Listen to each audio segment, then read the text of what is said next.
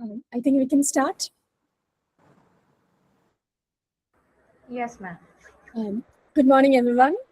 Good morning, And ma'am. a very glad Sunday morning. It is my pleasure to welcome you to the Literature Festival of 2026, which we have titled Stories We Live By. So the idea behind this day is that generally whenever we think about literature, we immediately connect it to something that belongs to the arts, social sciences, humanities discipline. So the idea is not to explore literature merely as an academic discipline that belongs to the humanities, social sciences, but as a way of thinking that continues to shape how we understand people, how we understand society and the world. Now, through conversations with a distinguished author who is here, Mr. Abijit Radhakrishnan, and also experts from diverse fields, including aviation, history, physics, and all that, we look forward to celebrating the importance of stories across disciplines and professions. So we begin today with a keynote conversation that explores literature not merely as a subject of study, but as a lived practice. We are delighted to have with us Mr. Abijit Radhakrishna, an accomplished author, translator, editor, film critic, and an assistant professor of English at Sacred Heart College, Cochin. Through his novels, translations, and editorial work, he has made significant contributions to contemporary Indian literary culture. In this session, Literature in Practice and Author in Conversation, we will explore the creative process behind writing, the art of translation, the journey of publishing, and the enduring relevance of literature in today's world. Please join me in warmly welcoming Mr. Abijit Radhakrishna. To lead us through this conversation, I now invite Dr. Vineeth Radhakrishnan, Assistant Professor, School of Social Science and Languages, VIT Chennai, to coordinate the session. Over to you, Dr. Vineeth. Thank you, Dr. Hasina. A book is a heart that beats only the chest of another. These words by Rebecca Solnit beautifully captures why we are here today. They remind us that literature isn't meant to be locked away in pristine covers on a shelf. It is a living, breathing dialogue. Good morning, everyone, and welcome to our session, Literature in Practice and Author in Conversation. So when we talk about literature in practice, we are looking at storytelling as an active force. We are exploring how an author takes the raw, often chaotic material to daily life, culture, and human emotion, and translate it into a narrative that moves us, challenges us, and stays us with long after we turn the final page. So, to help us unpack what means to practice this craft in the modern world, we are joined by a remarkably perspective voice in a contemporary Indian writing, hailing from Kerala, a landscape with famously deep literary soul. Abijit Radhakrishna brings us a fresh, sharp, and profoundly empathetic lens to contemporary storytelling. His work just doesn't observe life, it actively engages with it, capturing the subtle, shifting realities of our time. Abhijit, it is an absolute pleasure to have you here with us to take us behind the scenes of your craft. Everyone, please join me in giving a warm welcome to Abhijit Radhakrishna. Thank you. Welcome, Abhijit. Welcome, sir. Good morning. So, our first section is like the writer behind the stories. Abhijit, to start off, when you hear the phrase literature in practice, what does that look like a daily, at your writing desk? Okay. Well, before I answer your question, Vineeth, I want to make a note of acknowledgement for what VIT is doing with this particular Stories We Live By program. And I was particularly interested in the subtitle of your literary festival, LITFEST, Stories We Live By. It reminded me that, or it stands as a reminder that stories are not just meant for or meant to be entertaining you. Rather, stories can be a primary way in which we make sense of the world around us, and particularly our standing in that world. I can't think of a more fitting theme for a literary festival, and particularly because VIT being primarily a center, a hub for science and technology, it is very refreshing to see this kind of a conversation, this kind of a program coming from such a place. And I'm also aware that the second session is literature beyond literature, and I took a quick scan of the list of panelists, and I found that majority of the people are from multiple domains, not just literature, which is again commendable because literature it reminds that literature doesn't belong to the domain of literature or the practitioners of literature as such, but also to the public because writers write not for the critics to critique their works, but rather they write it for the public to read and understand. And yeah, that is what my two cents about the program you're organizing. And thank you, Anuja ma'am, for inviting me to join this conversation. And thank you, Vineeth, for taking up your responsibility of talking to me and asking me questions and igniting me. It's a sheer pleasure, Abhijit. Yes. And I also thank management and our School of Social Science and Languages for giving us this opportunity, and so that we can start off a day with a productive note on literature. Okay. So Abhijit, moving on. So when you started writing, what drew you to storytelling? So I believe that there are many budding writers over here joining the session. So was there a particular moment or experience that made you feel you had stories worth telling?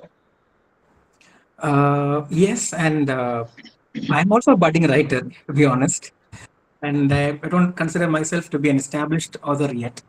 Still, if you ask me to pinpoint on one particular moment I started writing or what drew me to storytelling, I would say that I used to read a lot. And if you have the time to listen to a quick bite of biography from me, I think I would be able to answer your question better.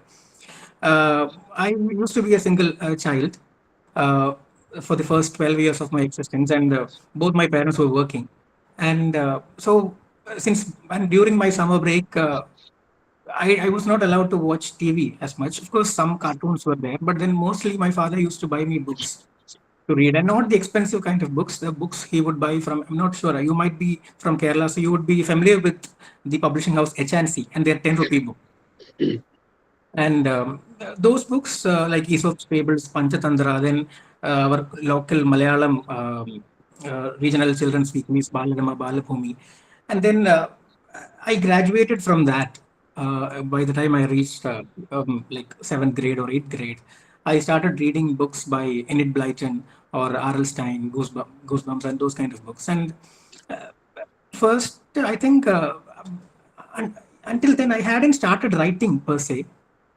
I think the memory I have, or what I remember from my 7th grade, is that I wrote a poem in class, and then it was about a snowman. I don't remember the exact lines, and even if I did, I wouldn't be sharing it now, because now that I think about it, it was particularly stupid. But my teacher was very appreciative, and then she wanted me to write more. And you can imagine what kind of a change it would make in a 12-year-old kid. So that could be the catalyst that led me to writing. But then I wouldn't say that is the only reason. I started reading more serious literature when I joined for BA in English, and then it further advanced when I started my MA. And then so the kind of books I read also kept changing. But I would say reading is what initiated me into writing, because you are a reader first, and only then are you a writer. Everyone can write, but then reading is more difficult, I feel, because to put yourself in a character's shoes and then think about the story from their perspective, that is what matters. Writing, you can tell a story, everyone can tell a story, but I think reading is more difficult. So yeah, that is how I would say that I entered the domain of writing.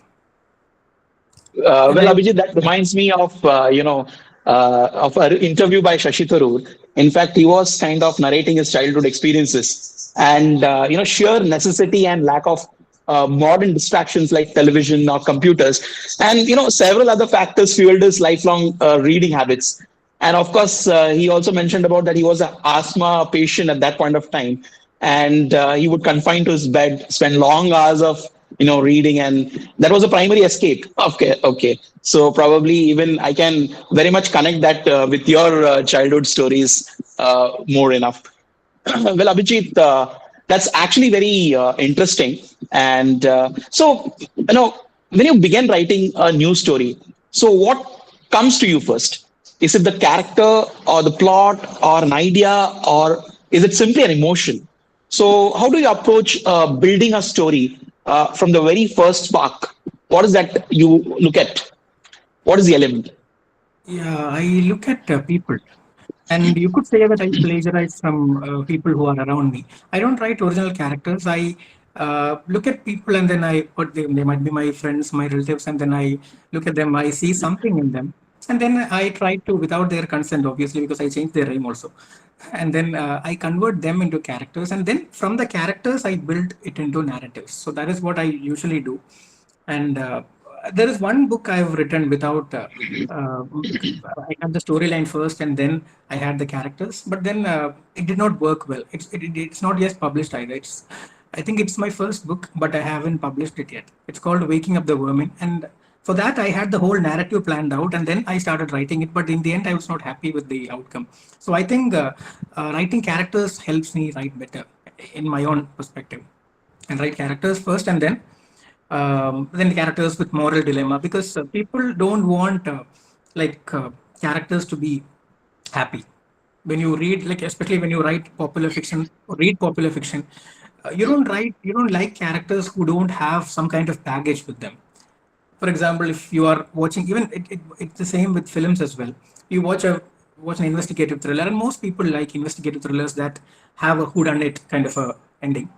And then even in such films, the main investigator, they have to be smart. This is the formula. They have to be smart. At the same time, they should have some kind of personal issues, psychological issues that they are grappling with. And that is what makes their character arc more interesting. So they have to navigate that. And then along with that, they have to juggle their professional life. And that is basically, people are sadists. So they like seeing conflict, and then they want the characters to come out of it.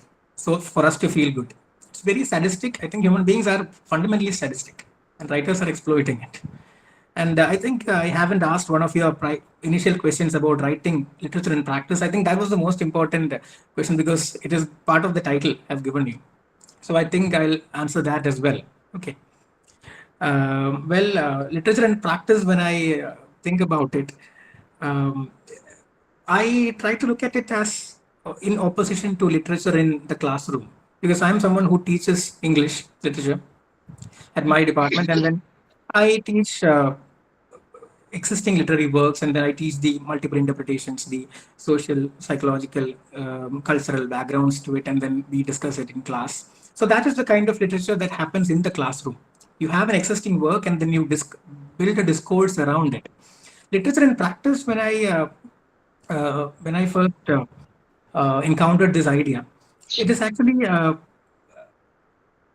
very different from the kind of academic study associated with literature, because a practitioner should be able to produce literature, and academic studies literature. So that is the core difference, according to me. A practitioner creates something new, and an academic thinks about it and then discusses and builds a different discourse around it. It could be a critical discourse around it.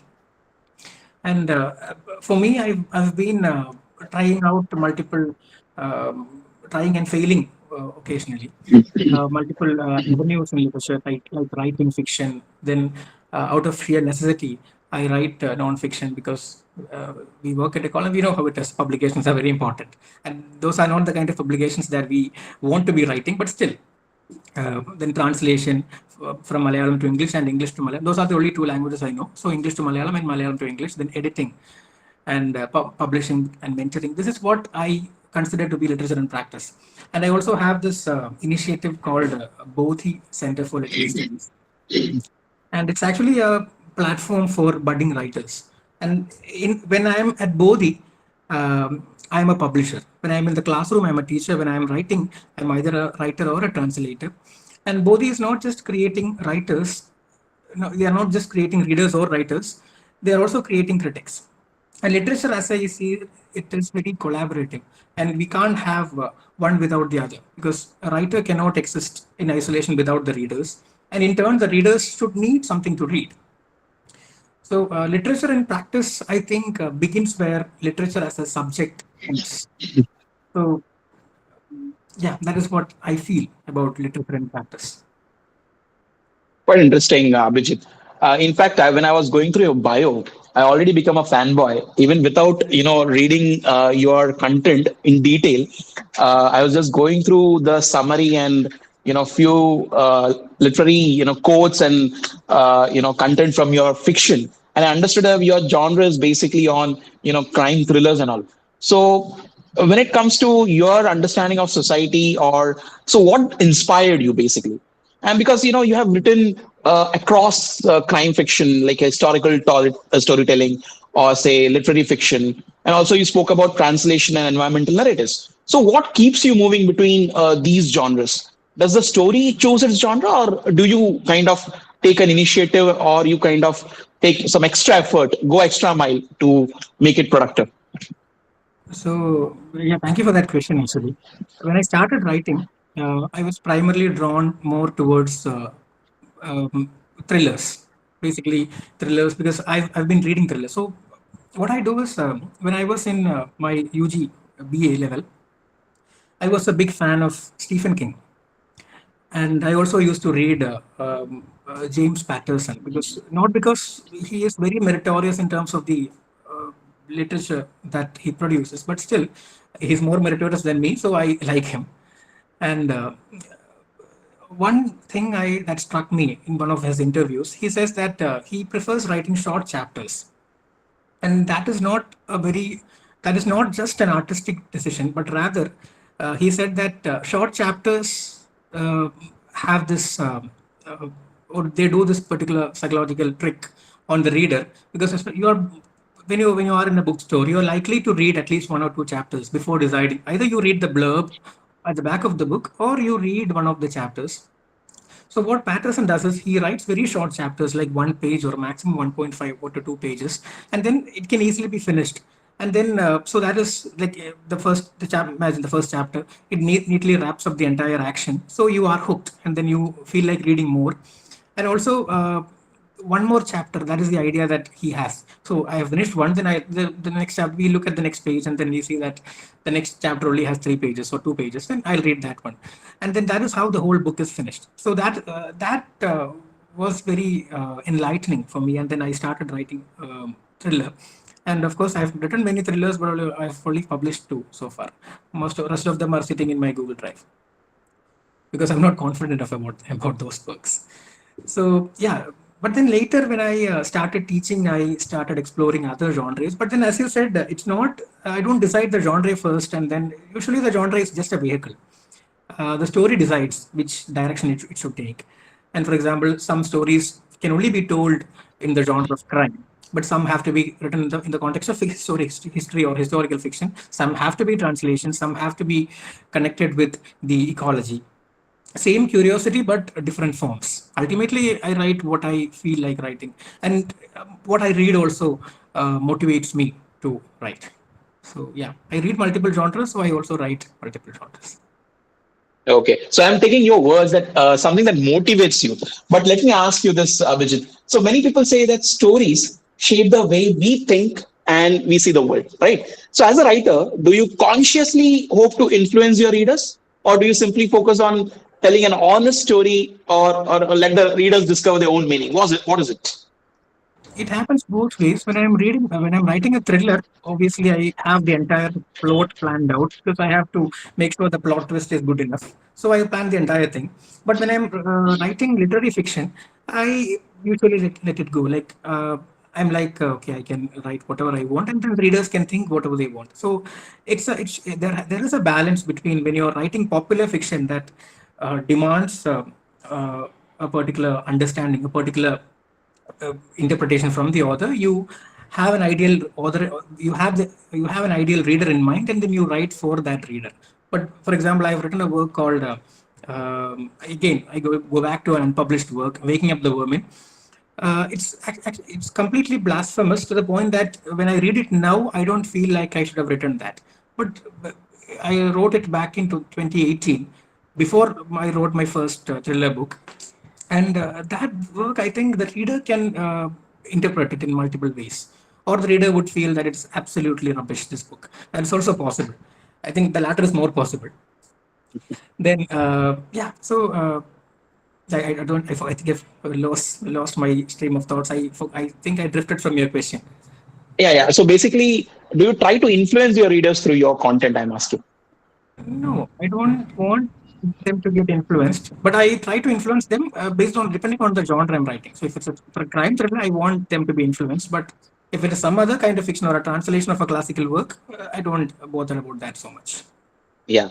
No, because see, most of the time, see, when I look at a movie, especially, it would, a good movie is that stays with me for a week or even for a month for that matter. And I would like to go back to those movies or even, say one story from a fiction or a short story. So that kind of influence is actually very good as a kind of a productive classic literature would, expect it.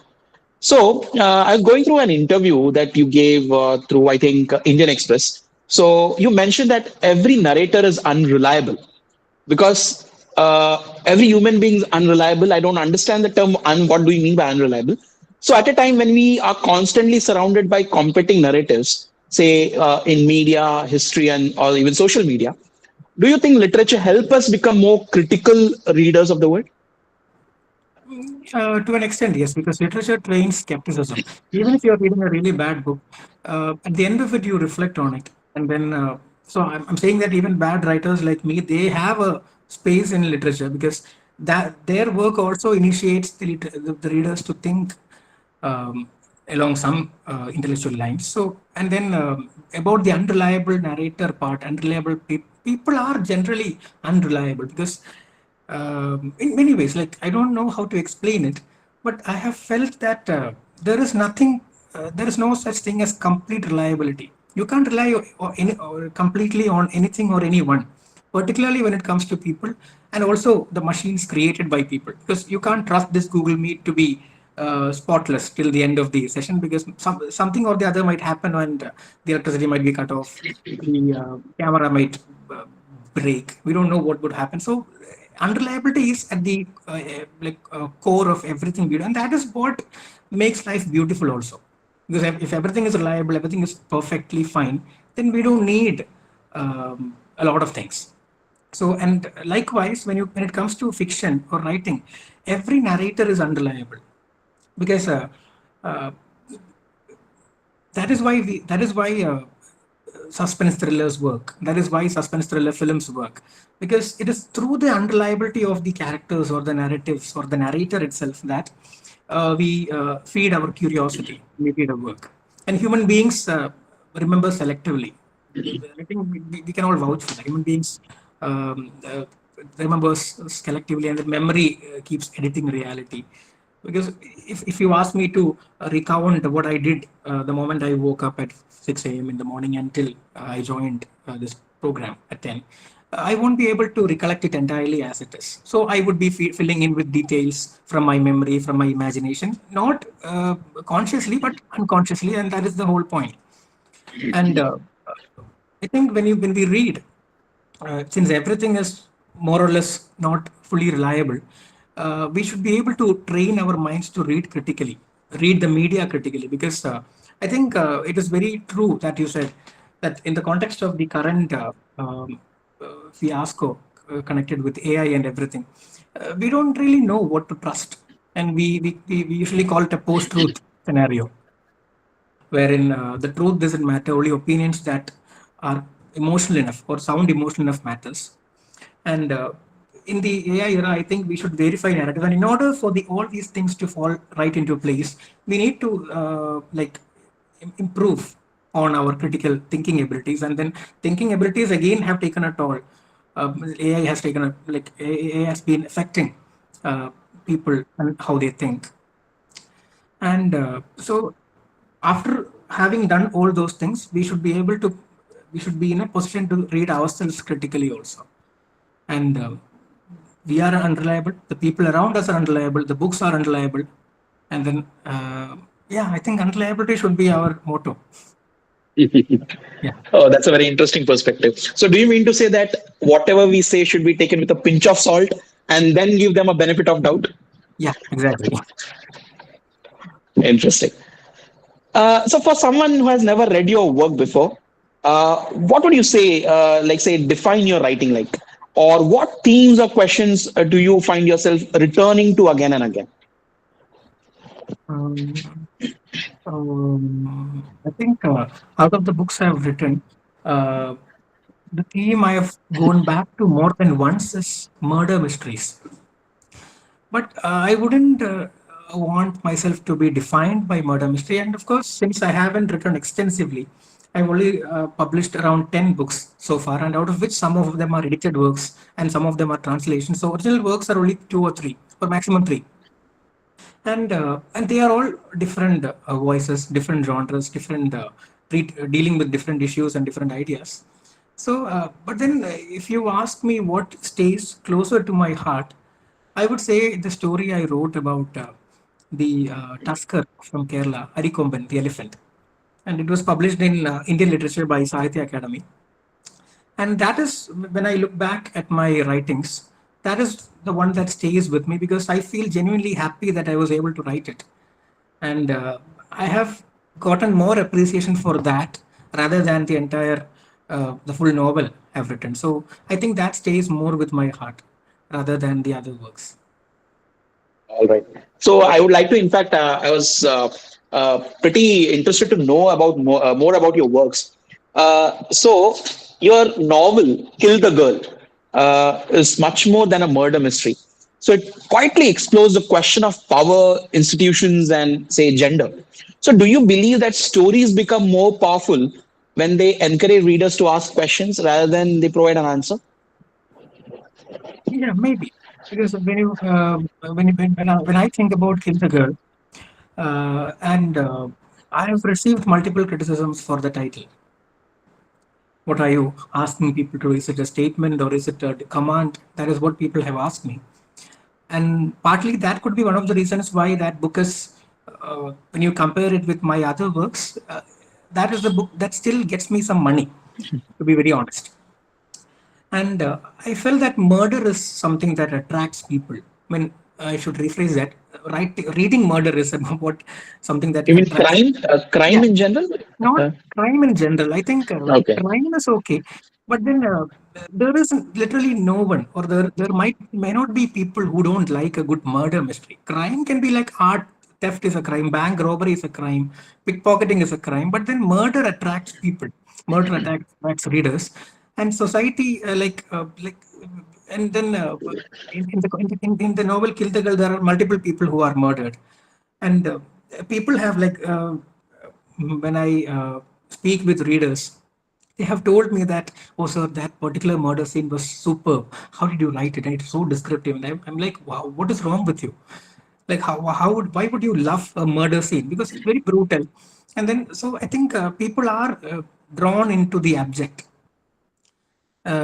Something that they can never, or God forbid, they should never have to endure in life. They want to be able to read about it. They want to be able to write about it, watch it in television and whatnot.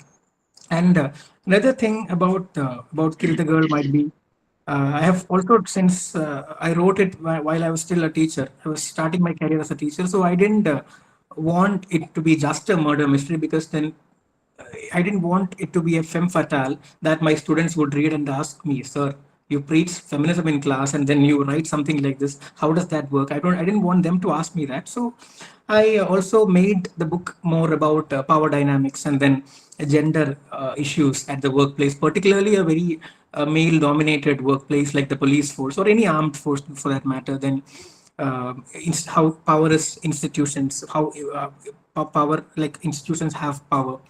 Then how I used this particular crime as a social, how do I put it, a social microscope. And I wanted to promote entertainment as well as reflection. And there is some kind of a twist at the end. So both kinds of people, readers, are happy. People who just want some kind of kick out of it, they are also happy.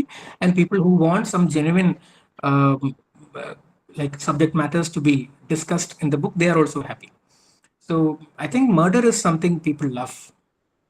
Okay. But sir, there's an interesting shift in the novel, The Lion's Minister, because I was going through the quote and some of its episodes. So do you see literature as a way of recovering voices that the history has pushed people into margins? Yeah, because How is it like? How is it different from your usual way of narration in that particular writing? the Lines Minister was actually part of a commissioned project from the Prime Minister's UA Fellowship, and I had applied for it and I was shortlisted for that. And Lines Minister was supposed to be part of a large series on unsung heroes in the Indian freedom struggle. And this book is about a character or a real person who is known as, who was the Prime Minister of Kerala Varma Palshiraja, one of the first local rulers in Kerala to who wanted to oust the British. And but then we won't find that much references, that many references. Even in the Malabar Manual that I referred to, I couldn't find a lot of information on this character called Kandavam Sankaran Nambiar.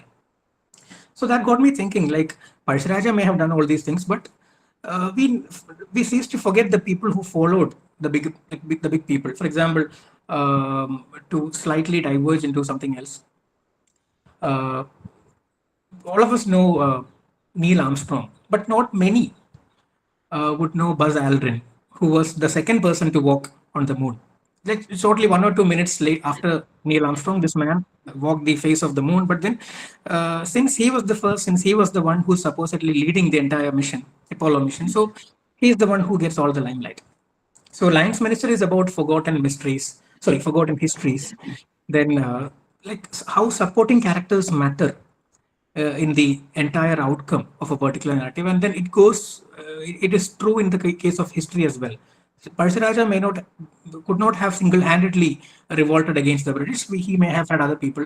I had I've been planning on writing the rest of the series with other characters. Like Lance Minister is a very short book. It's around less than 50 pages, and other characters like Kanakalata Barua from Bengal, then Khudiram Bose, and I had a set of uh, unsung heroes who history forgot uh, while they were glorifying the people who were too mainstream. Even Subhash Bose, I would say, is one of the unsung heroes when you compare it with bigger names like Gandhi or Nehru. But he is popular. But there are people who are not even. There are people who are not who don't even have their names in history. So the Alliance Minister is the first book in that series, but one because of one thing or the other, I couldn't finish the rest of this series. So the reason why I wrote it because I wanted to make something about, or I wanted to use my writing to let people know about these kind of people. Yeah. Okay. Also, Abhijit, what caught my attention was your translation of Hemingway, if I'm not wrong, right? Especially of this translation work called as Curry. So your work is from, say, translated from Hemingway's to a perspective of an elephant in Curry. Your work often asks readers to see how world can be seen through a very unfamiliar viewpoint.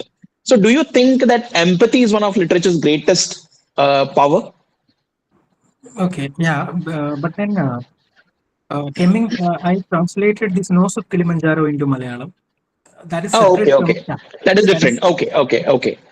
But regardless of that, I think empathy is very important, particularly especially when you are someone who uh, holds a particular kind of position. You are a teacher, you write, you edit, you publish, and even if you don't do all these things, empathy is very important. And especially even now, like uh, a person who holds some kind of power, some kind of agency in a classroom, and people look up to that person. So students look up to that person. So you have to be empathetic. You have to be understanding of their quirks, and you have to be accommodating of their little idiosyncrasies. And so empathy goes a long way. I think empathy is much more important than having um, academic merit, if I'm not wrong. Of course, we should have academic merit, but along with that, we should be empathetic also. And translation I'll shortly come to that shortly. And talking about curry, this is the story I referred to, like in the previous question about the elephant. And that is again, I wanted to write. I've been following the news about this rogue elephant who apparently destroys rice sacks, and nobody knows why the elephant did that. And we also gave him, the media also gave him the name Ari Komban. Ari means rice, and Komban means tusker. So, and I tried to build a narrative about why he would have been so averse, or why he destroys rice. And then I wrote a prologue kind of a thing, a fictitious prologue from the moment Arikomban was born till he was first captured. And then I wanted to explore the thought process of this particular elephant, because elephants are very smart, and it's proven also.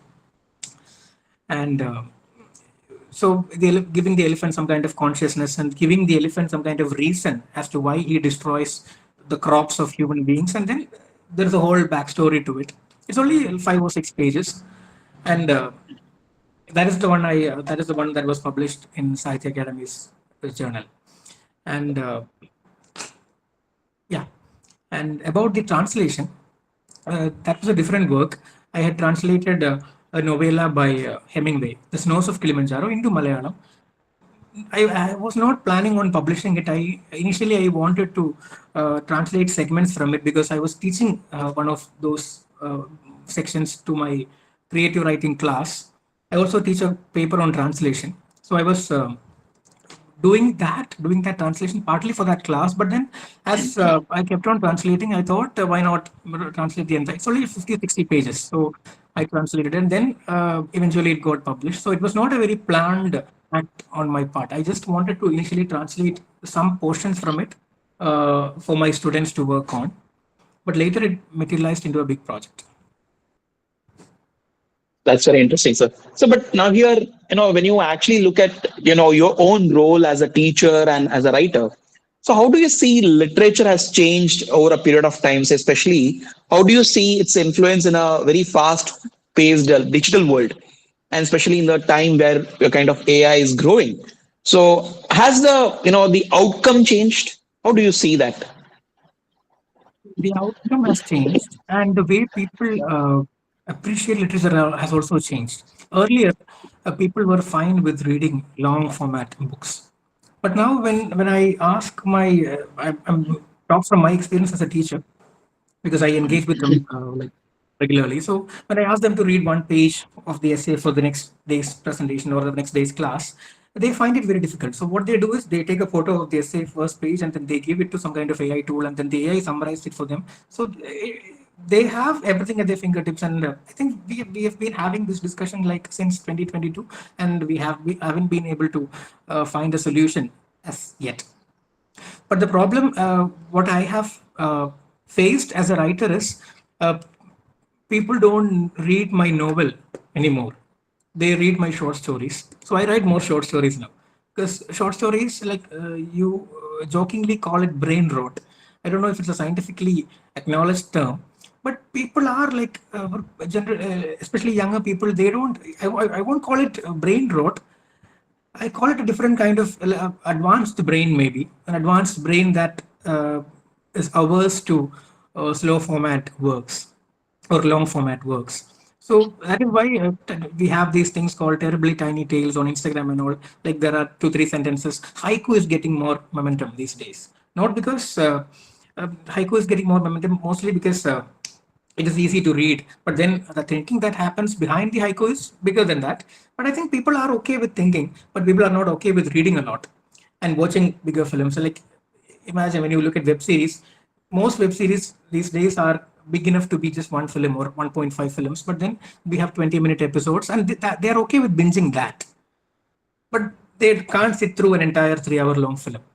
That is what I think. I go back to what James Patterson said, just one more episode. That is the idea. So as a teacher and as a writer, I'm finding it very difficult to deal or the match the speed of technology that goes. And then to my advantage, I have never written. I also always type. So I'm on par with students, at least on that level. And I felt that teaching improves writing, and when I go to a class, I make it a point to read a section from the text, and then I want them to do the work, because if we ask them to read it, then they may not be okay with like reading it on their own. So again, I think I've drifted apart from your question, so you have to bring me back.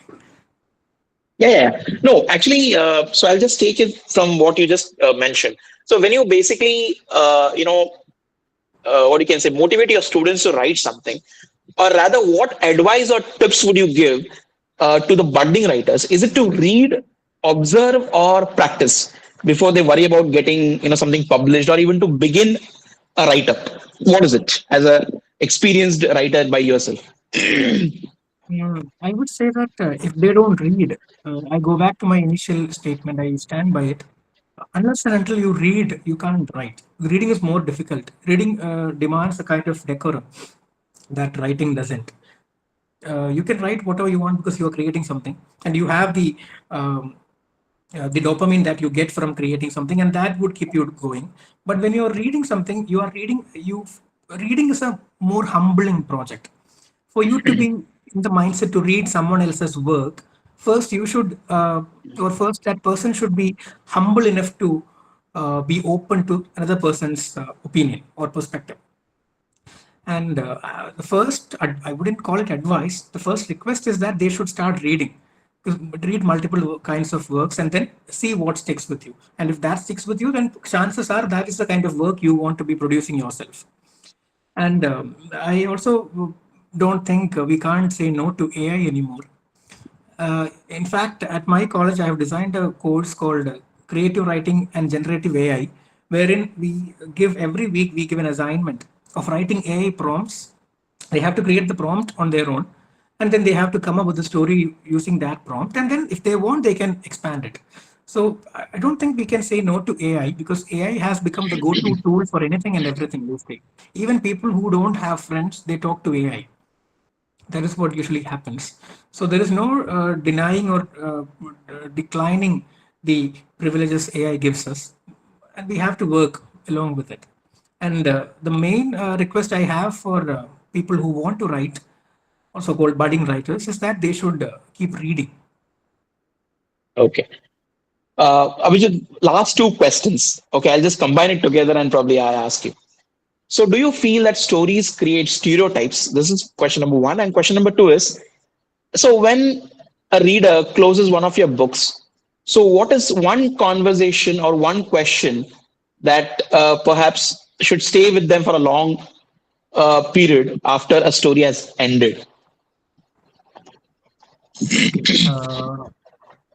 I'll answer the second question first.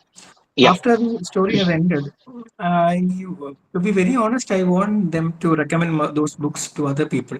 That is uh, uh, the material or the very selfish desire I have. Apart from that, to give it a philosophical note, I want them to. I don't want them to agree with my perspective. At least I want them to engage with it critically, because I also love getting negative feedback. Because negative feedback is also feedback good enough, because it proves that they have read it. There are people who tell me that, oh, sir, I've read your book, it's wonderful. When you listen to them, we know that they haven't read anything. But when they give you a very honest criticism, then we understand that at least they have tried to engage with the text. So after reading my work or any work, I think every author would agree with me.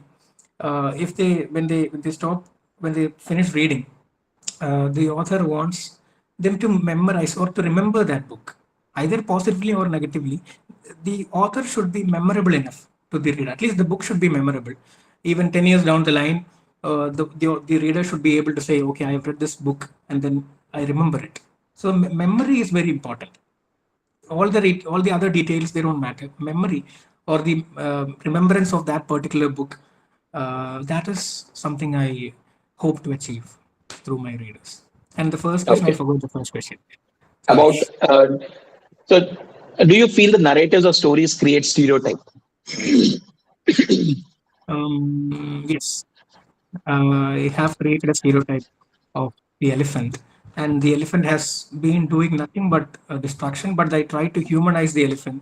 I try to give the elephant a sentimental backstory so that people feel bad on behalf of the elephant. But then I don't think the people who are affected in that region by the elephant's havoc would agree, because they would shoot me at sight.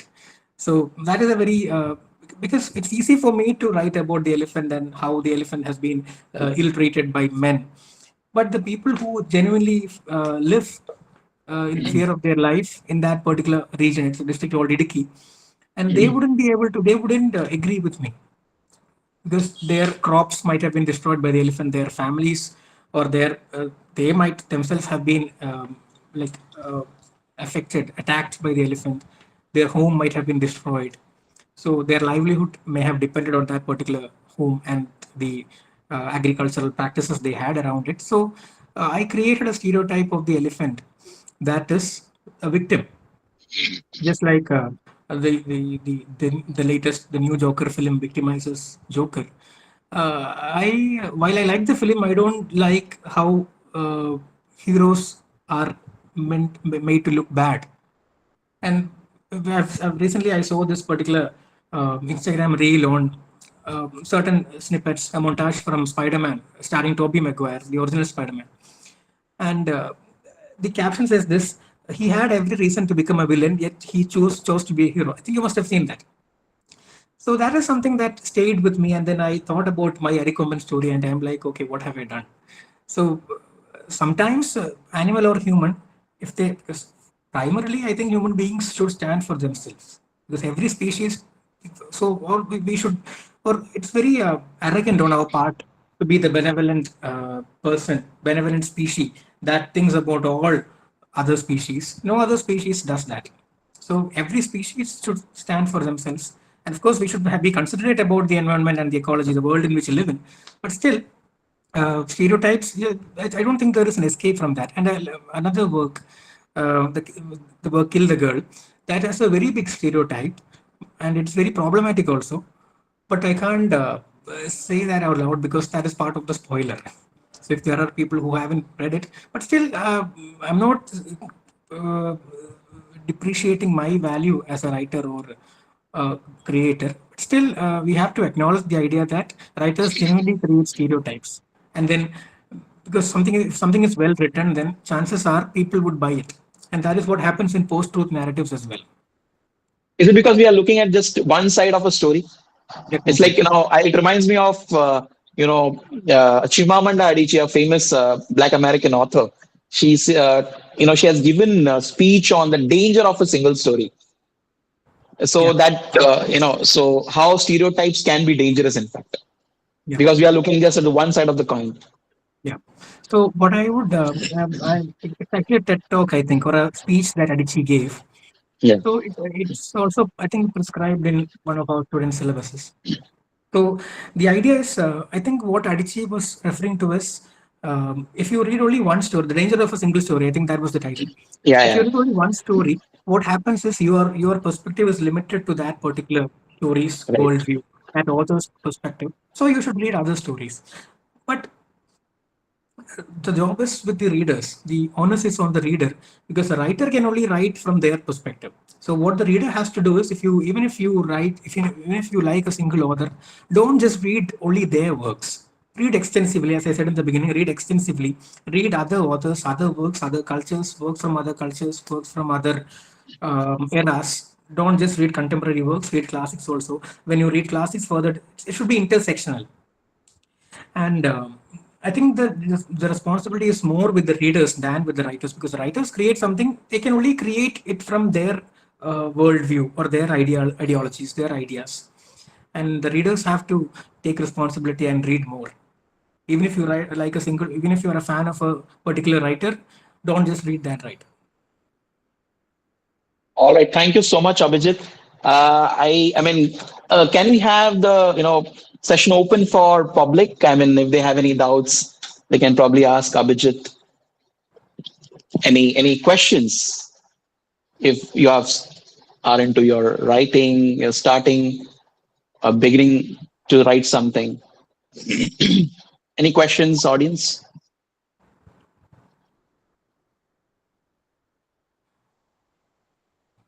I All think I've right. started writing already.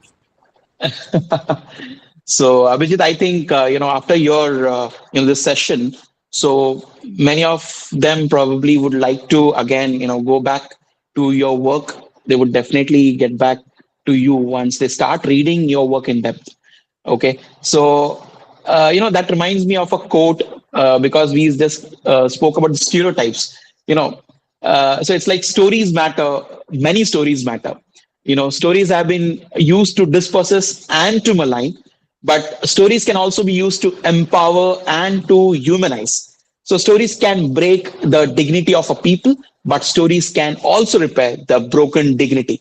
Thank you, Abhijit, for joining in this LitFest. I hope to see you in the near future with us. Thank you so much. Anuja ma'am, over to you. Excuse me, sir. Can I ask one doubt? Oh, go ahead, please, please. Yeah, this is Jimmy. I'm a research scholar from Karunya University. So Okay. I was doing my research related to storytelling and how it helps children to develop language. So my question is, what role do you think that storytelling helps plays in children's language development? Can you give me some inputs? You mean in the context of children's literature, right? Yeah. Oh. So I think it's a very interesting, good question. And since I am at the VIT, I don't know if I would be cancelled for saying this because uh, Just you can give me some ideas okay, what you think yeah. about it. So I would take some time to answer it because I have to build a certain context to talk about it, and I believe we have some more time left also. So yeah. So the point is, yeah, as I said, since we are at the VIT, I don't know if I would be cancelled for saying this, but we have science and technology that helps us survive. There is no doubt about that. And we have engineering, we have medicine, we have law, then we have software, hardware, computers, AI, and everything that comes with it. Okay. And science helps us understand the world. And we, as parents and as elders, we motivate students to focus more on rationality than on the smaller pleasures in life. Of course, we love people to be happy, but then generally, as a career, as a vocation, we want people to think more along the lines of technology and science rather than liberal arts or fine arts. Okay. I'll come to your question shortly. And so science, I think, helps us understand the world properly. But I say that I think that stories, as Vineeth pointed out, or literature, helps us understand the world, understand ourselves in that particular world. And Okay. science and technology helps us survive. And arts help us more or less to understand why survival matters. Because you could have a very good technology of, like, you could buy the best home theater system, and you could buy the best music system in the world, but if there are no songs to listen to, then there is no point in having that particular technology. If Okay. you have the best IMAX theater in your neighborhood, but what if there are no films to watch? You have the latest PlayStation, but you don't have any games worth playing. So all these things, like so science and technology exists so that literature can flourish. That is what I believe, and uh, this is what we should maybe inculcate in the kids. And coming to language development through literature, I think it has been proven that language teaching is most effective when it is given in the format of stories. Not just language teaching, any kind of teaching, any form of instruction, any form of uh, information that you are giving people, particularly students or kids. It's better if they are in the format of a story, because stories tend to remain in your mind. Concepts may evaporate, or concepts may disappear, but stories are the ones that, because our brain is coded to remain to recognize patterns and to remember patterns better than ideas in isolation. So I think Okay. stories are very important in teaching language and any subject for that matter. So we should all, maybe, because when you look at school textbooks from the past, even now we have that. So even science textbooks would have colorful illustrations. then a character telling you something in a speech bubble. So these are all stories, or a science, or every science classroom would have, like, every science student would have heard in their schools, they would have heard a story about how an apple fell on Isaac, Newton's head, and then that is how he found, or he discovered, the theory of gravity. So that is, even if you have forgotten the rules of gravity, you would never forget this particular story. So stories are important vehicles for instruction. So that is what I feel. Thank you for that question, Jenny. Okay, okay. Thank you so much, sir. I think someone Any else more question? No, sir. Yeah. I think someone else has raised their hand. You may speak. Yeah, Garima, yeah. Right. I would like to ask a very, cliche question, but as a writer, do you think literature can change the world? I mean, I am really interested in right now the environment where hatred is there and prejudices are there. I mean, how much can literature change that environment? I think it's not at all a cliche question, because something is cliche because it works, right? Um, so to answer your question, it is yes. Because literature can. The only thing that can change the world is dialogue and literature and stories, and everything else is just noise. That is what I feel. So literature has changed and will change the world, and we have a number of examples for that. For example, literature has the power to motivate people for the good or the bad. That is up to them. There is this book by, like, autobiography of Adolf Hitler. If you have read Adolf Hitler's autobiography, Mein Kampf, you would feel like sympathizing with that person. You would feel that Hitler is not that bad as people make him up to be. So literature has the power to influence people, and literature has changed the world. Literature will keep on changing the world.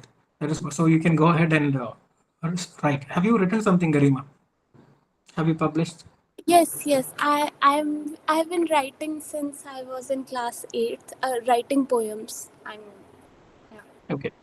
So you can keep doing that, and the rest will fall right into place. Okay. And I think Chandan Sagar has a question. Yes, sir. Hello, sir. I'm Chandan. I just finished my master's from Banaras Hindu University. And since you mentioned the whole idea of a program that you run where you generate prompts for, like in AI, so, to write poems. So I found myself in a similar instance actually, where I used to write poems, but then I found myself in writer's block, and I thought that I should use AI to voice out my whole ideas. So it was very apt at catching what I wanted from it. Like, I had the whole idea, I gave it to it, and it generated quite a good poem out of it.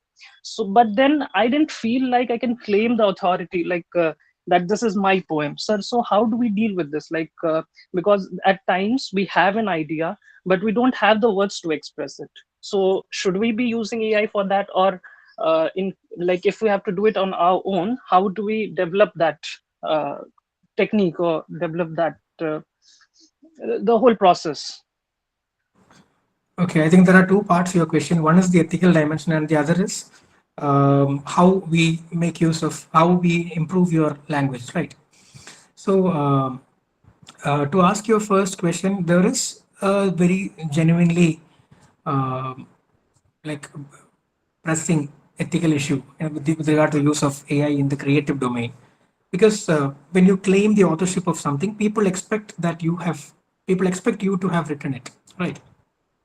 And what I do in my course, it's actually a course I offer to my students at my college.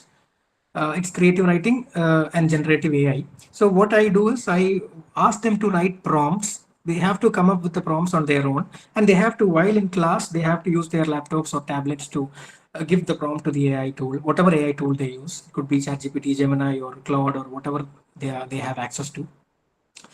And they have to come up with a storyline or a plot point, and then they have to further expand it on their own.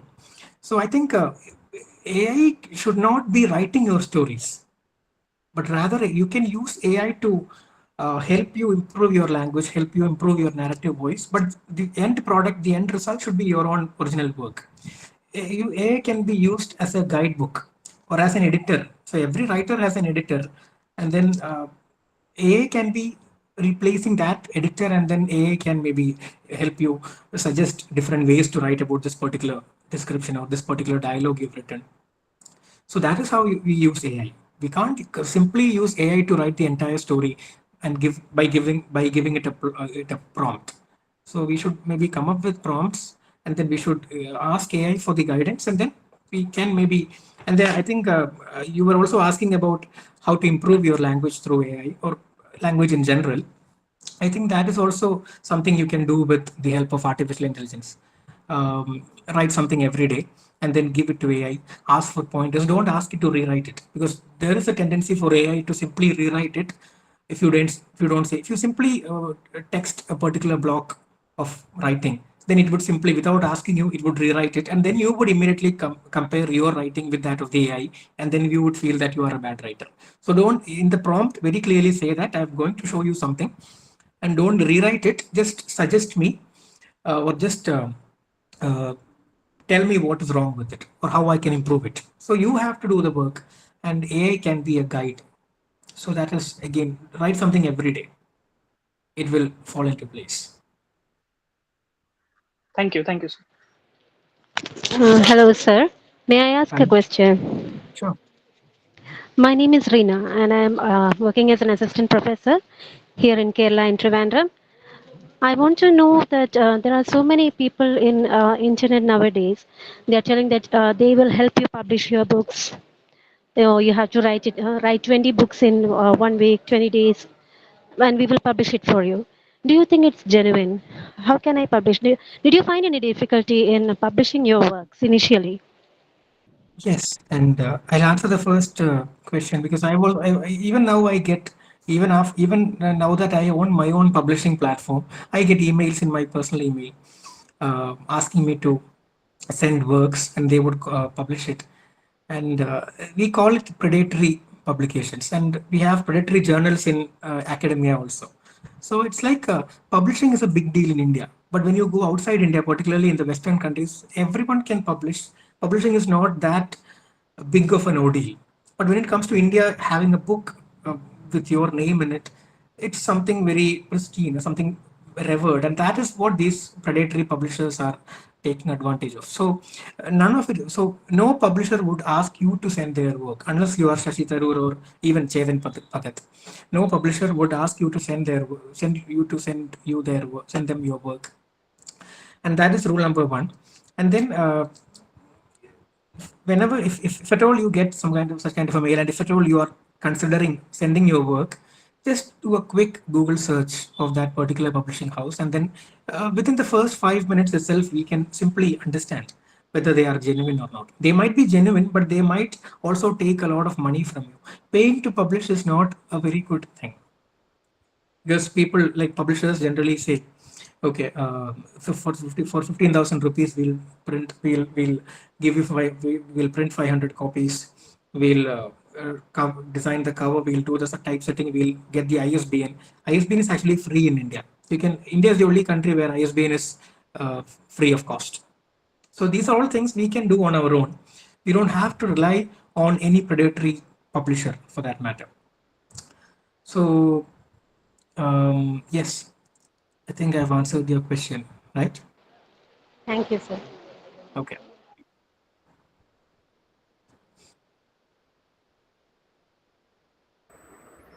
I hope all Any the other questions questions? are over. Yeah, I guess. Yes, so back to our vote of thanks. So, hi Abhijit, it's nice having you here, especially when you are you were a very good colleague of mine and now a very good friend of mine. So here I wish to give the vote of thanks. It's like talking to a friend, like telling the friend what to say and asking the friend how to write, asking a friend how she should prosper or he should prosper, etc. Actually, Abhijit had always inspired me. Like he was, I should say, the baby of the department in which I was working, and we were all looking forward to how he was writing all the stuffs when he was having less time after teaching. And yes, so coming to the vote of thanks officially. Good morning, everyone. And concluding this memorable session, it's a very good privilege to propose the vote of thanks on behalf of the School of Social Sciences and Languages, VIT Chennai, and the organizing committee and the management. So I extend my heartfelt gratitude to Abijit for joining us today at such a short notice, but for having extensively poured his heart and soul into whatever he was speaking. And as an author, translator, editor, anthologist, film critic, and so, you don't know how many adjectives he will have to his resume. So you have enriched the contemporary literary culture in countless ways.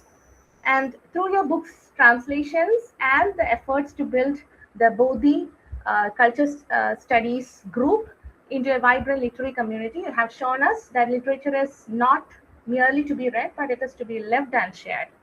So today, you have also given us much more than an author talk. You have shared your personal reflections on your journey, your creative process, and experiences that shaped your writing. Also, the thoughts on your translation, editing, and also having answered so many questions from our audience. Thank you for your openness, generosity, and wisdom. And I would also like to express my sincere gratitude to Dr. Vineeth Radhakrishnan, Assistant Professor, School of Social Sciences and Languages, VIT Chennai, whose dedication and meticulous planning made today's conversation truly special. Like he was crafting these questions and he was encouraging the guests to share his literary accomplishments, but also the personal reflections behind them. Thank you, Dr. Vineeth, for your passion and unwavering efforts in making this, I should say, first of its kind live online author conversation by VIT Chennai a resounding success. And also my heartfelt thanks to the audience who kept this event very lively and memorable. And Abijit, thank you once again for reminding us that behind every great book is a remarkable human story. Thank you so much. Thank you, Anuja ma'am, and Thank you, Anuja. Vineeth. Thank you so much, sir. Thank you, everyone. Thank you. Thank you, sir. Okay, let's join session number 2 at 2 p.m. We'll send you the link and reminder. So see you soon. Thank you so much. Okay, thank you. Thank you, sir.